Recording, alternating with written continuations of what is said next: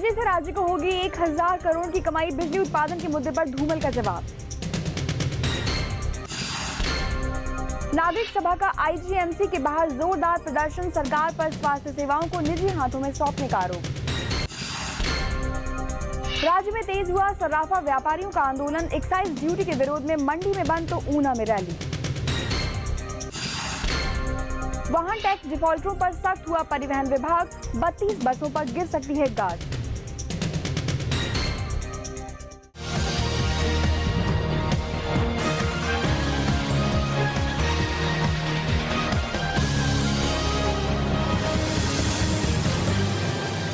नमस्कार, हिमाचल आजकल में आपका स्वागत है। मैं हूं पूर्णिमा। अपने इस खास न्यूज बुलेटिन में हम आपको दिखाएंगे राज्य की हर वो खबर जिसका सरोकार सीधे आपसे है। विधानसभा में आज बीजेपी और कांग्रेस के विधायकों ने अपने अपने क्षेत्र की समस्याओं को प्रमुखता से उठाया। बीजेपी के विधायक रूप सिंह राठौर और जीएस बाली ने सदन में बिजली परियोजनाओं में बिजली उत्पादन का मामला उठाया। इसके जवाब में मुख्यमंत्री प्रेम कुमार धूमल ने कहा कि प्रदेश में अब तक 7932 मेगावाट बिजली उत्पादन किया गया है। हिमाचल विधानसभा में वीरवार को प्रश्नकाल के दौरान मुख्यमंत्री प्रेम कुमार धूमल ने कहा कि राज्य में अब तक 7932 मेगावाट बिजली क्षमता का दोहन किया गया है। उन्होंने कहा कि इस वर्ष बिजली बेचने से करीब 1000 करोड़ रुपए का राजस्व प्राप्त होगा। मुख्यमंत्री ने कहा कि प्रदेश में कुल 12,798 मेगावाट की बिजली परियोजनाओं का कार्य चल रहा है और 13वीं पंचवर्षीय योजना के अंत तक इन बिजली परियोजनाओं के पूरा होने के लक्ष्य रखे गए हैं। मुख्यमंत्री सदन में विधायक रूप सिंह ठाकुर और कांग्रेस विधायक जीएस बाली के प्रश्नों के जवाब दे रहे थे। विधायक गंगूराम मुसाफिर ने सदन में ऊर्जा संरक्षण प्रोत्साहन का मामला उठाया। इसके जवाब में मुख्यमंत्री प्रेम कुमार धूमल ने कहा कि राज्य में ऊर्जा संरक्षण उपायों को प्रोत्साहन देने के लिए सरकार ने केंद्र के वन एवं पर्यावरण मंत्रालय के द्वारा वित्तीय सहायता के लिए विश्व बैंक के सामने 1000 करोड़ का प्रस्ताव रखा है। उन्होंने कहा कि वर्ष 2020 तक हिमाचल कार्बन न्यूट्रल राज्य बन जाएगा। विधायक कुलदीप सिंह पठानिया के सवाल के जवाब में ग्रामीण विकास एवं पंचायती राज मंत्री जयराम ठाकुर ने कहा कि चंबा में 48 सड़कें वन विभाग और 11 सड़कें लोक निर्माण विभाग द्वारा बनाई गई हैं।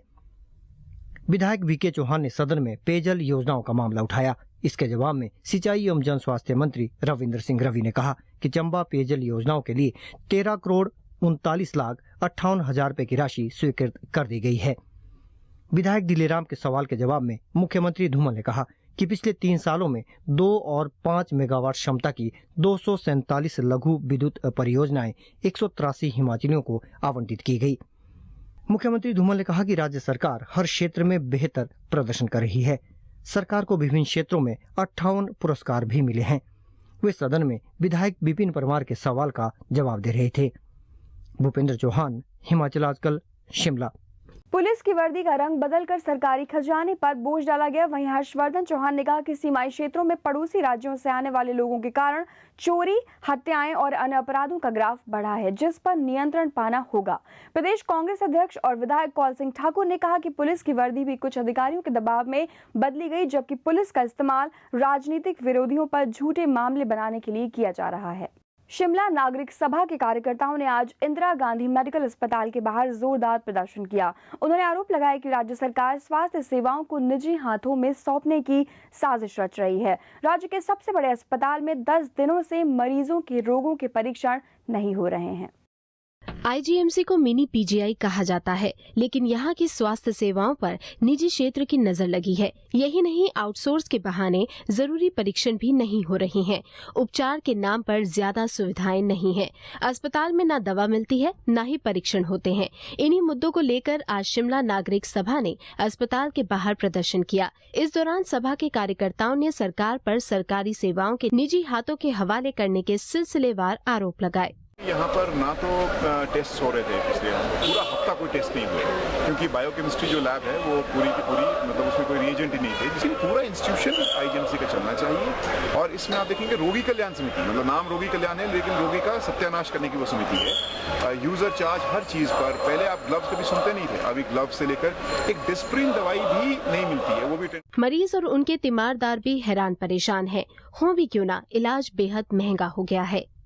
उधर अस्पताल के medical superintendent doctor KS. Rana ने कहा कि परीक्षण तकनीकी वजह से नहीं हुए। उन्होंने दावा जताया कि अब सब कुछ सामान्य चल रहा है। कोई ऑपरेशन रुका न किसी मरीज को कोई प्रॉब्लम आई और वो टेस्ट जो है वो एक हफ्ते के बाद में सारे पूरे हो रहे हैं और नॉर्मल रूप से हो रहे हैं। तो इसकी वजह से किसी मरीज को नुकसान हुआ ऐसा नहीं है। कभी लोगों में भ्रांतियां ना फैलाएं और पहले वास्तविकता को जान लें। उनको कोई प्रॉब्लम में कुछ है तो मेरे पास आकर के उनकी जो भी भ्रांति है उसको मैं दूर कर दूंगा उनको। ब्यूरो रिपोर्ट, हिमाचल आजकल। व्यावसायिक वाहनों के टैक्स डिफॉल्टरों के खिलाफ परिवहन विभाग का रवैया सख्त हो गया है। सोलन में परिवहन टैक्स जमा करने की अंतिम तारीख 31 मार्च रखी गई है। अगर तब तक ये टैक्स जमा नहीं करवाया गया तो फिर परिवहन विभाग डिफॉल्टरों के वाहन जब्त कर लेगा। विभाग के अधिकारियों के मुताबिक कई ऐसी बसें चिन्हित की गई हैं। परिवहन संबंधी लंबित टैक्स की रिकवरी के लिए परिवहन विभाग ने कड़ा फैसला लिया है, जिसके मुताबिक जो भी वाहन धारक 31 मार्च तक इस टैक्स की अदायगी नहीं करेगा उसके वाहन को सड़क पर चलने की इजाजत नहीं दी जाएगी। ये निर्णय विभाग की टैक्स डिफॉल्टरों के साथ हुई बैठक में लिया गया। डिफॉल्टरों को साफ तौर पर निर्देश दिए गए हैं कि वो 2 दिनों के भीतर बकाया टैक्स जमा करवाएं, वरना इसके गंभीर परिणाम भुगतने को तैयार रहें। जिन डिफॉल्टर्स ने अपने टैक्स नहीं जमा किए हैं वो 31 से पहले जमा करवा दें, अन्यथा उनके खिलाफ सख्त कार्रवाई की जाएगी और उसके बावजूद भी अगर कोई टैक्स नहीं देगा तो उनके वाहन को जब्त किया जाएगा। इस तारीख के बाद जो भी मालिक अपना SRT नहीं जमा करेंगे उनके चालान और वाहन जब्त किए जाएंगे। क्षेत्रीय परिवहन अधिकारी ने कहा कि जो भी वाहन कायदे कानूनों को पूरा नहीं करेगा उसे सड़क पर दौड़ने की इजाजत नहीं दी जाएगी। सबसे पहले गाज 22 निजी बसों पर गिर सकती है। ये वो बसें हैं जिन्हें विभाग ने चिन्हित करवाया है। इनके मालिकों से 34 लाख की रिकवरी होनी है। क्षेत्रीय परिवहन अधिकारी अरुण भारद्वाज के मुताबिक डिफॉल्टरों पर हाई कोर्ट के आदेशों के मुताबिक कार्रवाई होगी। बहरहाल अगले 2 दिन निजी ट्रांसपोर्टरों के लिए परेशानी का सबब बन सकते हैं, खासकर डिफॉल्टर घोषित निजी बस मालिकों के लिए। मनीष शारदा, हिमाचल आजकल, सोलन। ग्रामीण विकास एवं पंचायती राज मंत्री जयराम ठाकुर ने कहा है कि राज्य सरकार हर एक पंचायत में पशु औषधालय खोल रही है। उन्होंने कहा सरकार पशुपालकों को उनके घर द्वार तक पशु चिकित्सा सुविधाएं मुहैया करवा रही है। राज्य सरकार आगामी वित्त वर्ष में पशुपालन क्षेत्र में 224 करोड़ 20 लाख खर्च करेगी। जयराम ठाकुर उत्तर भारत के प्रसिद्ध नलवाड़ मेले के समापन समारोह के मौके पर बोल रहे थे। इस साल इस मेले में पशुओं का 3 करोड़ का व्यापार हुआ। ये मेला पशुधन की खरीद फरोख्त के लिए जाना जाता है। सुंदरनगर के राज्य स्तरीय नलवाड़ मेले में इस बार पशुधन की खूब बिक्री हुई। पूरे 3 करोड़ का कारोबार अकेले पशुओं का हुआ। किसानों ने पशुधन खरीदने के लिए अपने गाढ़े पसीने की कमाई जमकर खर्च की। मेला अब संपन्न हो गया है। समापन समारोह की अध्यक्षता ग्रामीण विकास एवं पंचायती राज मंत्री जयराम ठाकुर ने की। उन्होंने कहा कि मेले व त्योहार हमारी सामाजिक सद्भावना और एकता का उत्कृष्ट नमूना है। ये हमारी सांस्कृतिक धरोहर के संरक्षण में अहम भूमिका निभाते हैं। उन्होंने कहा नलवाड़ मेले का पशुपालकों के लिए विशेष महत्व रहता है। मंत्री ने दावा किया कि धूमल सरकार पशुपालकों के हितों की पूर्ति के लिए वचनबद्ध है। उन्होंने कहा कि जिन पंचायतों में पशु औषधालय नहीं है वहां ये आगामी वित्त वर्ष में खोले जाएंगे। जयराम ठाकुर ने सरकार की कई और योजनाओं को भी गिनाया। समारोह में कुश्ती समेत विभिन्न खेल प्रतियोगिताओं के विजेताओं को पुरस्कार बांटे। कुश्ती प्रतियोगिता में बंटवारा के नरेंद्र को सुकेत कुमार और सुंदरनगर के जॉनी चौधरी को सुकेत केसरी के खिताब से नवाजा गया।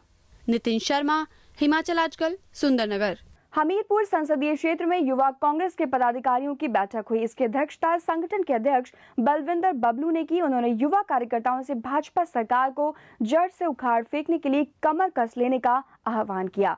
बलविंदर बबलू ने कहा कि जल्द ही वो 17 विधानसभा क्षेत्रों का दौरा करेंगे। उन्होंने आरोप लगाया कि भाजयूमो राष्ट्रीय अध्यक्ष और हमीरपुर संसदीय क्षेत्र के सांसद अनुराग ठाकुर जिला के युवाओं की समस्याओं को दूर करने में विफल रहे हैं। उधर मंडी के करसोग में पूर्व मंत्री मनसा राम ने कांग्रेस कार्यकर्ताओं के साथ बैठक की। उन्होंने आरोप लगाया कि बीजेपी सरकार करसोग की जनता को विकास के नाम पर गुमराह कर रही है, लेकिन कांग्रेस ऐसा कतई बर्दाश्त नहीं करेगी। गौरतलब है कि कभी मनसा राम बीजेपी सरकार में मंत्री रहे, आज उसी बीजेपी सरकार पर निशाना साध रहे हैं।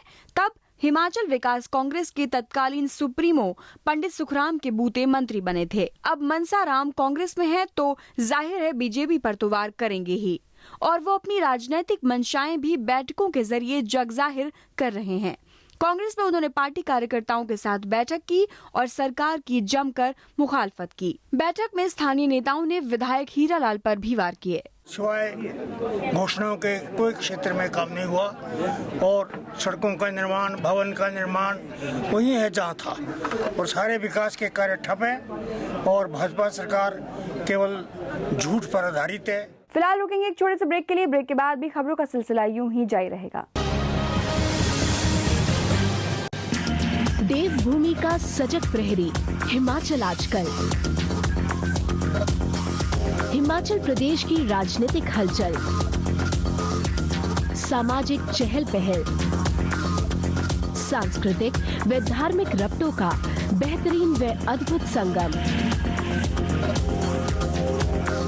देखिए हिमाचल आजकल प्रतिदिन रात्रि 9 बजे सिर्फ दिशा चैनल पर। ब्रेक के बाद आपका स्वागत है। एक नजर हेडलाइंस पर। बिजली से राज्य को होगी 1000 करोड़ की कमाई, बिजली उत्पादन के मुद्दे पर धूमल का जवाब। नागरिक सभा का आईजीएमसी के बाहर जोरदार प्रदर्शन, सरकार पर स्वास्थ्य सेवाओं को निजी हाथों में सौंपने का आरोप। राज्य में तेज हुआ सर्राफा व्यापारियों का आंदोलन, एक्साइज ड्यूटी के विरोध में मंडी में बंद तो ऊना में रैली। वाहन टैक्स डिफॉल्टरों पर सख्त हुआ परिवहन विभाग, 32 बसों पर गिर सकती है गाज। प्रदेश में सराफा व्यापारियों का आंदोलन और तेज हो गया है। केंद्र सरकार के प्रस्तावित एक्साइज ड्यूटी के विरोध में मंडी में सराफा व्यापारियों के साथ व्यापार मंडल भी समर्थन में कूद पड़ा है। आज मंडी बाजार पूरी तरह बंद रहा। उधर ऊना में सराफा व्यापारियों ने काले बिल्ले लगाकर रोष मार्च निकाला, जबकि सिरमौर जिले के मुख्यालय नाहन में जिले भर के तमाम सराफा व्यापारी सड़क पर उतरे और केंद्र सरकार के खिलाफ विरोध प्रदर्शन किया। शिमला के बाद अब मंडी में ज्वेलर्स और व्यापार मंडल ने हाथ मिलाए। मंडी में दोनों के साझा आह्वान पर तमाम व्यापारियों ने बाजार बंद रखा। इस बंद का व्यापक असर देखा गया। व्यापार मंडल के अध्यक्ष अशोक कपूर ने कहा कि उन्होंने सराफा व्यापारियों की हड़ताल को समर्थन दिया है। भारत सरकार द्वारा जो कि सेंट्रल एक्साइज टैक्स बढ़ाया गया है, भारत सरकार को वापस लेना पड़ेगा। जब तक ये एक्साइज टैक्स वापस नहीं जाता हम अपनी हड़ताल को नहीं बंद करेंगे। अपनी दुकानें इसी तरह बंद रखेंगे।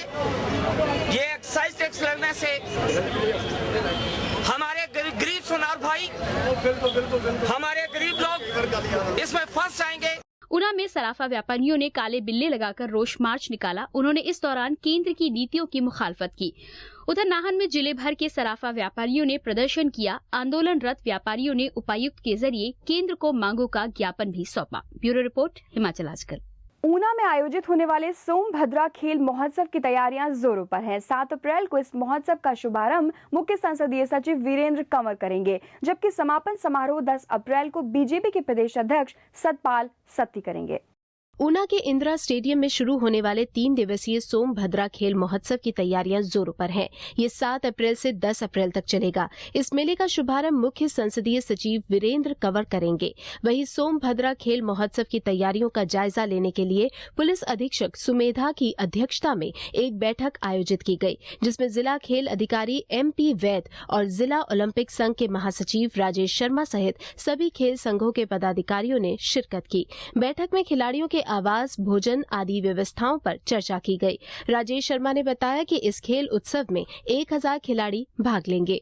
स्थानीय इंदिरा स्टेडियम में सोमभद्रा महोत्सव खेल मेले का आयोजन किया जा रहा है, जिसमें 22 खेलों का आयोजन किया जा रहा है। ये सभी खेलें जो हैं जिला प्रशासन और जिला ओलंपिक संघ के तत्वावधान में खेली जाएंगी। जो ओपनिंग सेरेमनी है वो आदरणीय श्री वीरेंद्र कंवर जी, जो मुख्य संसदीय सचिव हैं, वो करेंगे और जो क्लोजिंग है वो श्री सतपाल सिंह सत्ती, जो ऊना के विधायक हैं, वो इसको क्लोजिंग करेंगे। इस खेल महोत्सव में क्रिकेट, हॉकी, हैंडबॉल, वॉलीबॉल समेत एथलेटिक और तैराकी आदि खेलों का आयोजन किया जाएगा। महोत्सव में उत्तरी भारत के नामी पहलवान भी अपनी पहलवानी का जोहर दिखाएंगे। उत्सव का शुभारंभ 100 मीटर की दौड़ से किया जाएगा। राजीव भनोट, ऊना, हिमाचल आजकल। जोगिंद्रनगर में ऊहल बिजली के तीसरे चरण की परियोजना के लिए निर्माण कार्य और लटक सकता है। परियोजना के लिए निर्माणाधीन सुरंग का काम प्रभावित हो गया है। इस कार्य में ढुलाई संभाल रहे ट्रक मालिकों ने हड़ताल शुरू कर दी है। ट्रक मालिकों का आरोप है कि 6 महीने से उन्हें ढुलवाई की एवज में कोई भी भुगतान नहीं हुआ है। इससे उनकी माली हालत और खराब हो गई है। उधर सुरंग के निर्माण में लगी कंपनी के परियोजना प्रबंधक PS ठुकराल ने माना कि परियोजना में भुगतान के लिए पैसा नहीं आया है। ऐसे में वो भी पैसा कहां से दे। गौरतलब है कि ऊला बिजली परियोजना बिजली बोर्ड तैयार कर रहा है, लेकिन निर्माण में देरी से इसकी लागत और बढ़ जाएगी। 6 महीने से हमारी जो पेमेंट जो दी नहीं जा रही है, इस करके हमारी गाड़ियों की इतनी खस्ता हालत हो चुकी है कि ना हम ड्राइवरों को तनख्वाह दे सकते हैं, ना हम अपने जो वर्कर है उनको सैलरी दे पा रहे हैं, ना गाड़ियों की मेंटेनेंस करवा पा रहे हैं। और अब तो इतनी बुरी हालत हो चुकी है कि हमारी गाड़ियों को इवन तक फाइनेंशियल जो है उठा के ले जाने वाले हैं। खालसाई रंग के रंग में रंगा ऊना शहर इन दिनों बाबा साहेब सिंह बेदी का जन्म दिवस मना रहा है। 3 दिवसीय इस जन्म महोत्सव में हजारों की संख्या में देश विदेश से लोग शिरकत कर रहे हैं। सिख राज की स्थापना करने वाले बाबा साहेब श्री जी अकाल तख्त साहिब के जथेदार भी रहे हैं। माना जाता है कि आनंदपुर साहिब में लगने वाला होला मोहल्ला किसी समय ऊना में लगता था। महाराज जी का पवित्र स्थान है। इस पवित्र स्थान थे श्री हजूर बाबा साहब सिंह बेदी महाराज ने जिथे इस इलाके ਨੂੰ ਭਾਗ ਲਾਏ, ਉੱਥੇ श्री हजूर बाबा साहब सिंह बेदी महाराज गुरु नानक अंशवंश ने 12 सिख मिसਲਾਂ ਨੂੰ ਇਕੱਠੀਆਂ ਕਰਕੇ 12 ਮਿਸਲਾਂ ਨੂੰ ਇਕੱਤਰ ਕਰਕੇ ਇੱਕ ਮਹਾਰਾਜਾ ਸ਼ੇਰੇ ਪੰਜਾਬ महाराजा रणजीत सिंह थापिया ਤੇ सिख राज ਦਾ राज कायम, सिख कौम ਦਾ राज कायम किया। पधर के चौहार घाटी के देवादिदेव हुरंग नारायण और घाटी के बजीर नाम से विख्यात देव पशाकोट क्षेत्र से जोगिंदर नगर के लिए रवाना हो गए हैं। आज उर्ला पहुंचने पर ग्रामीणों ने देवताओं का भव्य स्वागत किया। इस दौरान देव दर्शन के लिए लोगों का हुजूम उमड़ पड़ा। ग्रामीणों ने इस मौके पर जहां देवता से मन्नतें मांगी, वहीं सैकड़ों लोगों ने मांगे पूरी होने पर चढ़ावा भी चढ़ाया। ग्रामीणों ने देवता के साथ देवालुओं और कारदारों की भी खूब आवभगत की। ये दोनों देवता जोगिंदर नगर में 1 अप्रैल से शुरू होने वाले देवता मेले में हिस्सा लेंगे। दोनों ही मेले के शुभारंभ पर आयोजित जलेब की अगुवाई करेंगे। कांगड़ा और मंडी के सीमावर्ती खूली गांव के समीप आज एक टाटा सुमो गहरी खाई में जा गिरी। इससे वाहन में सवार 8 स्कूली छात्र जख्मी हो गए। गनीमत है कि किसी की मौत नहीं हुई है, लेकिन 2 बच्चों की हालत गंभीर बताई गई है। घायलों में से 6 को उपचार के लिए बैजनाथ के सिविल अस्पताल में दाखिल करवाया गया है, जबकि 2 को टांडा मेडिकल कॉलेज अस्पताल रेफर कर दिया गया है। पुलिस ने वाहन चालक के खिलाफ मामला दर्ज कर लिया है। पुलिस की प्रारंभिक तफ्तीश में हादसे की वजह चालक की लापरवाही सामने आई है। पुलिस के मुताबिक टाटा सुमो लड़ भड़ोल से बैजनाथ आ रही थी। सभी बच्चे बैजनाथ के convent high school mount Carmel स्थल के छात्र हैं। एक गाड़ी जो स्कूल की बस लड़ भड़ोल से बैजनाथ माउंट कार्मेल बच्चे लेके जा रही थी, करीब 8 बजे के वो खोली के पास पहुंची तो ऊपर से करीब 200 मीटर नीचे नाले में गिर गई। जो हम मौके पर पहुंचे और बच्चों को हॉस्पिटल बैजनाथ के लिए ले आए और हमने ड्राइवर फरार हो गया, उसके खिलाफ मुकदमा दे दिया। 7 में से 5 जो हमारे पास हैं और 2 हमने रेफर करे जो सीरियस थे, थोड़े बाकी ठीक है, माइनर इंजरीज हैं। आइए आपको दिखाते हैं कि हिमाचल आजकल के बारे में क्या कहना है राज्य के प्रमुख नेताओं का। खुशी है कि हिमाचल प्रदेश की जनता को तुरंत हिमाचली घटनाओं के बारे में भी, सरकार की जो योजना हमारी होती है उनके बारे में भी, और विकास के काम जो सरकार कर रही है आम आदमी के लिए, वो सारी की सारी सूचनाएं, सारी की सारी जानकारी प्रदेश के आम आदमी तक पहुंचेगी। बड़ी खुशी हुई है सुनकर कि हिमाचल आजकल का चैनल जो है ये एक बड़ी उपलब्धि है, और मैं समझता हूँ कि ये चैनल जो है लोगों को जागरूक करेगा। मैं बहुत सारी शुभकामनाएं देना चाहती हूँ, क्योंकि ये राष्ट्रीय अंतर्राष्ट्रीय लेवल पर इसके पूरा न्यूज़, चाहे वो धार्मिक क्षेत्र में हो, राजनीतिक क्षेत्र में हो, सामाजिक क्षेत्र में हो, सभी तरीके से देश और विदेश को ये पूरी तरह से ये चैनल के माध्यम से हम देख पाएंगे। मैं अपनी ओर से हार्दिक शुभकामनाएं देता हूँ। और अब एक नजर टेक्स्ट हेडलाइंस पर।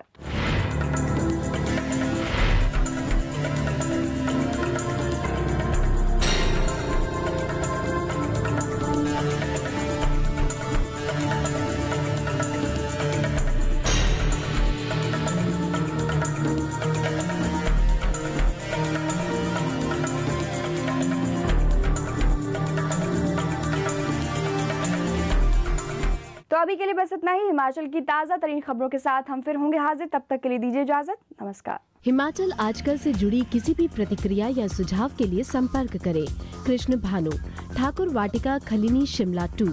Phone number 09816901200, 017726294111। हमारा ईमेल आईडी है himachalajkal@gmail.com।